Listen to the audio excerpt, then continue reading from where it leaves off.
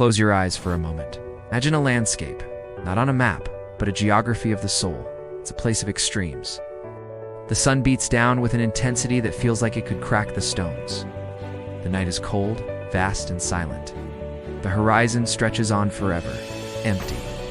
You look around, and there are no grocery stores, no markets, no streams, no credit card to swipe, no app to order, no pantry full of canned goods.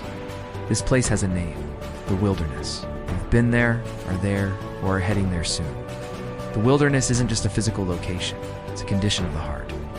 A season of scarcity. A season of uncertainty, where the paycheck doesn't stretch, relationships fracture, health diagnoses terrify, where the future is a complete, utter blank. In this barren place, God asks a radical question. He doesn't ask, what is your 5-year plan? Or how will you fix this? He asks, do you trust me? Today we look at history's most famous wilderness story. The Israelites freed from Egypt, standing in the Sinai desert with nothing to eat. God answered them not with a bank transfer, but with daily bread from heaven. To understand the bread, understand the hunger. To understand trust, understand the terror. The Israelites had just walked out of Egypt. For 400 years, they were slaves. Egypt was terrible oppression, brutality. But it provided a predictable meal. They knew where the leeks, garlic, and onions were. They had pots of meat. A lousy life, but a known life. Slavery, but predictable, human-controlled provision. Then Moses leads them into the wilderness. Suddenly the predictable is gone. Their bellies are empty. What do? They look at Moses and complain. If only we had died in Egypt. There we sat around pots of meat and ate all we wanted. But you have brought us out into this desert to starve this entire assembly to death. They are romanticizing their slavery because it was comfortable. The prison served lunch. Sometimes, the biggest obstacle to your promised land is your nostalgia for Egypt. We stay in dead-end jobs because the paycheck is safe. Toxic relationships because being alone is scary. We refuse to step out in faith, terrified of the wilderness of the unknown. We'd rather have the predictable misery of Egypt than the unpredictable miracle of manna. God cannot give you the bread of heaven until you are hungry enough to leave Egypt. He has to get you into a place where your own resources are gone, because He loves you too much to let you settle for mere survival. He has promised you a life of abundance. The wilderness isn't punishment, it's an elimination round, where your self-sufficiency is stripped away, so that divine sufficiency can be revealed. The people are complaining, they are panicking. God looks at Moses and says, I have heard the grumbling, now watch this. In the morning, when the dew lifts, there is something on the ground. It's thin, flaky, white like coriander seed. And the people ask, Manhu? Which literally translates to, what is it? We get our word manna from that question.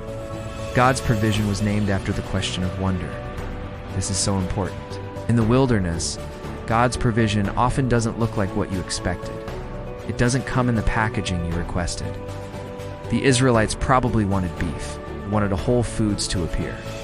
Instead, God gave them something mysterious, something that required them to ask, what is it? Your manna might be showing up, and you're missing it because you're looking for a steak. You needed financial breakthrough. God sent a freelance gig you never considered. You needed healing. God sent a friend to sit with you in the hospital. You needed direction. God put a single verse of scripture in your path, just enough light for the next step. You needed a career change. God closed a door so hard it hurt, forcing you to look at a different window. That's manna, the unexpected provision. It's the what is it moment.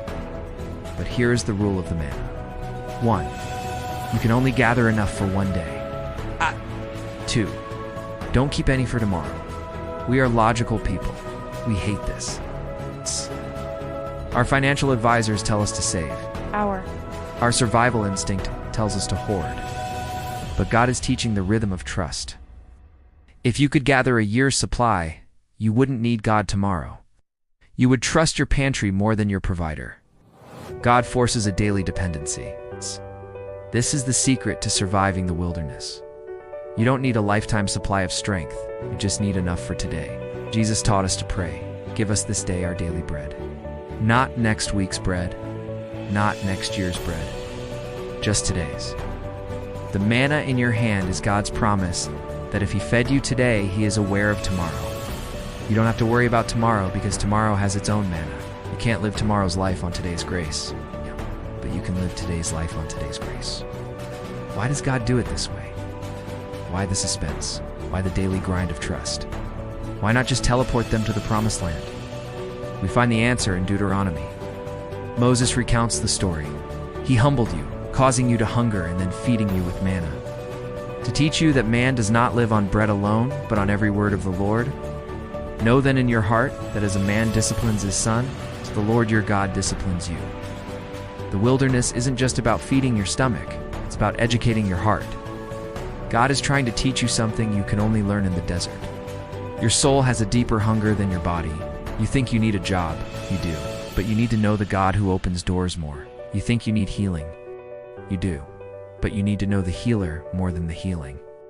You think you need a spouse, maybe you do, but you need to know the lover of your soul more than human love. God is weaning you off the world's counterfeit nourishment so you can be satisfied with Him. The manna was just a symbol, a picture of something greater. In the New Testament, the crowds chased Jesus, saying, "Our ancestors ate the manna in the wilderness." Jesus says, "I am the bread of life. Your ancestors ate the manna and died. But whoever feeds on me will live forever." He was saying, I am the true manna. I am the real thing.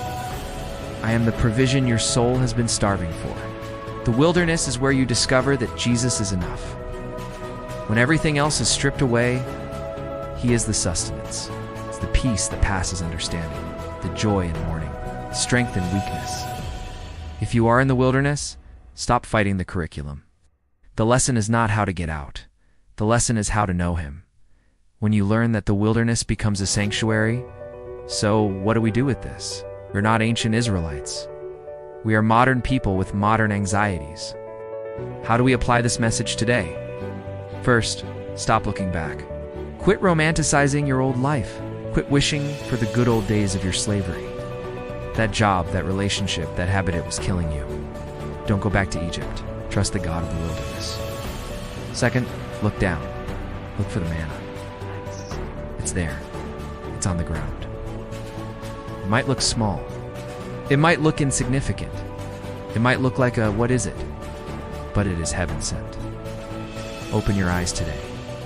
Look for the provision that is already there, the breath in your lungs, the friend who texted you, the door that cracked open, the peace in your heart that doesn't make sense. Third, gather it today. Don't try to live on yesterday's spiritual high. You can't face today's trials with last year's testimony. You need fresh bread. You need to be in the Word today. You need to pray today. You need to connect with God today. Get on your knees this morning and say, Lord, give me today what I need for today. I trust you for tomorrow when it comes. The wilderness is not your grave. It is your classroom. It is the place where God trains you to be a person of faith, where your character is built, your dependence is deepened, and your vision is cleared. You might be hungry today. You might be scared today. You might feel like you're going to starve. But look up. The same God who opened the heavens over Sinai is watching over you. He knows where you are. He knows what you need. And He has bread with your name on it. It's called manna. It's called Jesus. It's called enough. The manna didn't stop until they crossed the Jordan into the promised land. God will feed you every single step of the journey. He will not abandon you. So take a deep breath. Let go of the anxiety about next month. Let go of the regret of last year. Open your hands. Receive your daily bread. Trust the provider in the wilderness, because the wilderness is temporary. But the God who feeds you is eternal. Go in peace. Trust in His manna. And live this day in freedom.